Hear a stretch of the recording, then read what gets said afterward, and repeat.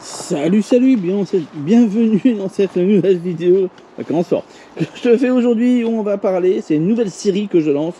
La série pourquoi? Parce que souvent les questions se posent et on se dit, ouais d'accord, ils sont bien gentils, mais ils disent pas pourquoi. Pourquoi? Bah on va répondre à la question pourquoi, on va en faire toute l'année. Hein. Il y a un paquet de vidéos sur le pourquoi. Et là aujourd'hui, c'est pourquoi mes tomates ne mûrissent pas. Tu vois? Voilà.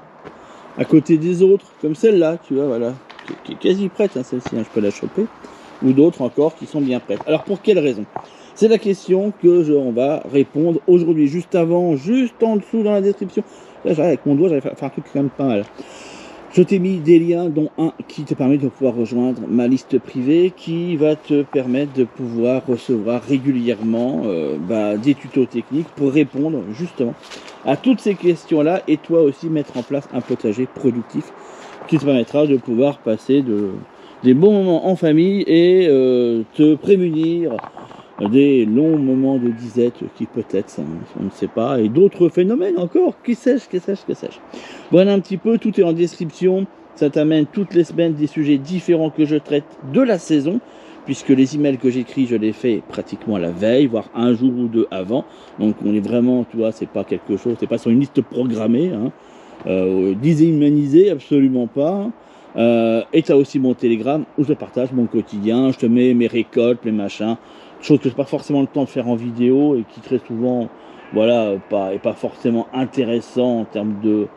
Voilà, donc du coup je réserve plutôt ça à Telegram, ça tu vois mes récoltes, mes machins, enfin différentes petites bidouilles que je fais sur Telegram et sur email. Bien entendu, tu as tous les tutos techniques pour pouvoir réaliser aussi exactement ce que tu vois et même ce que d'autres systèmes de culture que je propose dessus. Donc, par rapport à nos tomates, qu'est-ce qui fait que les tomates vont rougir ou rester désespérément vertes? Alors, il y a plusieurs facteurs qui agissent là-dedans.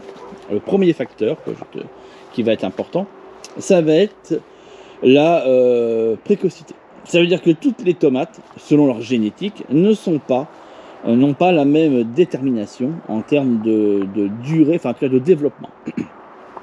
Certaines sont plus hâtives et d'autres plus tardives. C'est pas pour rien qu'il y a des variétés dites hâtives, dites mi-saison ou dites tardives. Ça te permet de pouvoir sélectionner la croissance et pouvoir comme ça avoir des tomates sur l'ensemble de la saison qui partent à partir des 5 glaces pour ce qui serait ce qu'on appelle des tomates en plein champ, bien que moi c'est des indéterminés que j'ai mis ici et pas du déterminé, mais bon.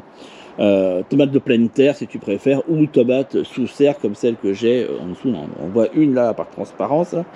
Voilà un petit peu, qu'on peut mettre un peu plus tôt parce que sous serre. Donc là on a ça, ce qui fait que les hâtives, elles vont aller d'une période qui est de 60 jours après plantation, oui c'est ça, jusqu'à 120 jours. Voilà un petit peu le développement pour les plus tardives.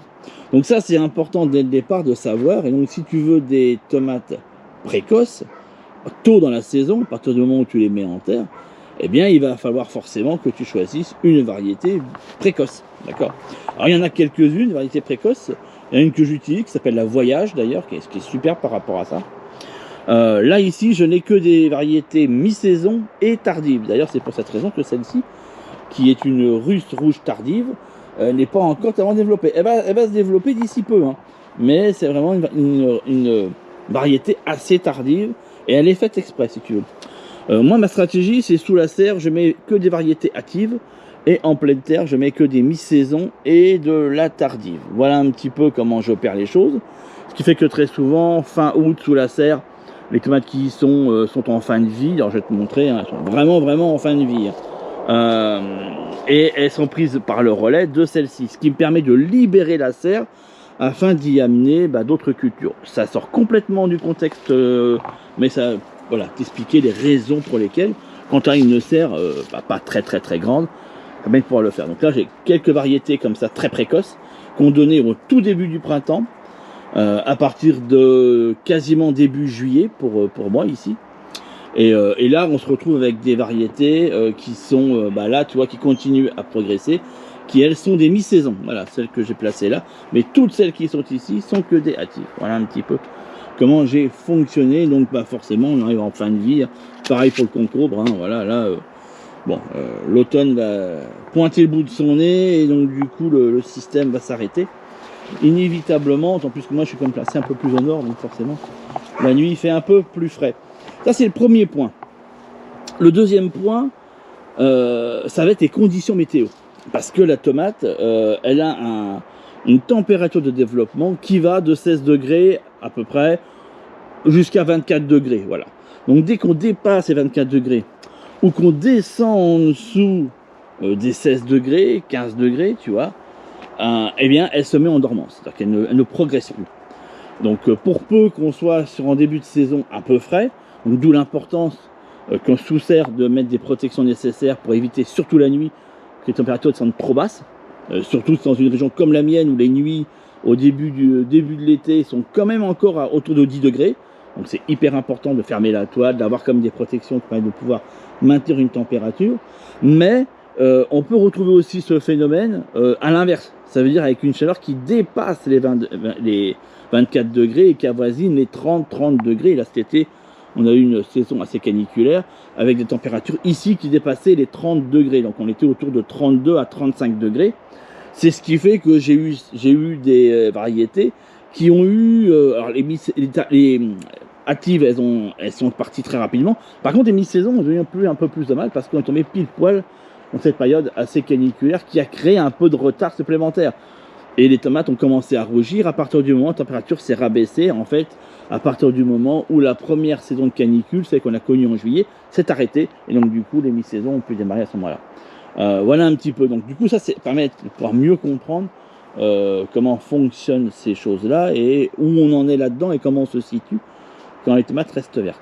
Et puis, le dernier point, les tomates, pour rougir, elles ont besoin d'un gaz qui s'appelle l'éthylène, qu'elles dégagent. Et c'est vrai que à partir du moment où tu as une tomate qui commence à être rouge, bah les autres, par crescendo, vont aussi commencer à rougir. C'est sûr que la serre te permet d'accélérer ce processus-là, parce que la serre, c'est quelque chose qui est assez, tu vois, une aire un peu confinée. Et donc, du coup, le gaz va rester un peu plus présent et va mieux se diffuser. Alors qu'en pleine terre, là, ici, bah, c'est un peu plus délicat. Et ça fait que toujours, bah, celles qui sont, comment dirais-je, en pleine... en pleine terre sont toujours un peu plus longues à démarrer, à se mettre en rouge. Donc voilà, c'est ce qui fait aussi qu'il est conseillé de ne pas tout cueillir sur un pied de tomate et toujours en laisser dessus. Ce qui te permet d'avoir tes galantes. Si tu récoltes à chaque fois toutes tes tomates rouges, tu n'as plus cette possibilité et donc du coup tu peux recréer des petites cassures aussi à ce niveau-là. C'est pour ça que c'est pas con de laisser les tomates un petit peu au sol quand il y en a qui tombent, d'en laisser quelques-unes, même si tu vois celles-ci, elles sont un petit peu fichues, ça mériterait d'être mis au sol, mais je les laisse parce que justement elles participent à tout ça et je vais les récolter, Parce que les tomates, elles poussent, t'as compris, hein, par strates comme ça, donc elles vont aller étage par étage, elles vont évoluer un petit peu comme ça. Voilà tout ce que j'avais à dire sur la réponse du pourquoi, tu vois. Ça permet de pouvoir mieux répondre à ces questions et te rendre compte un petit peu des raisons. Et puis d'avoir, du coup, peut-être une récolte de tomates un petit peu plus abondante. Puisque, comme d'habitude, quand on sait de quoi il en retourne, eh bien, on peut anticiper les choses. Voilà un petit peu. Et écoute, je te laisse là-dessus. N'hésite pas à faire des questions en les posant en commentaire et j'y répondrai. Et nous allons comme ça continuer cette longue série de 10 pourquoi. 10 pourquoi tonton Denis. On peut l'appeler comme ça d'ailleurs. Dis pourquoi tonton Denis. Et puis au moins, ça nous fait un peu évoluer là-dessus. Tu vois, il y a plein de questions qui sont posées, qui sont jamais, pourquoi on dit qu'il faut retourner la terre? Pourquoi on dit que le paillage c'est bien? Pourquoi on dit que si on n'arrose pas les légumes, ça pousse quand même, tu vois, etc., etc. Voilà, on va répondre à des situations par des faits concrets. Je te dis rendez-vous dans une prochaine vidéo. Allez, ciao, ciao.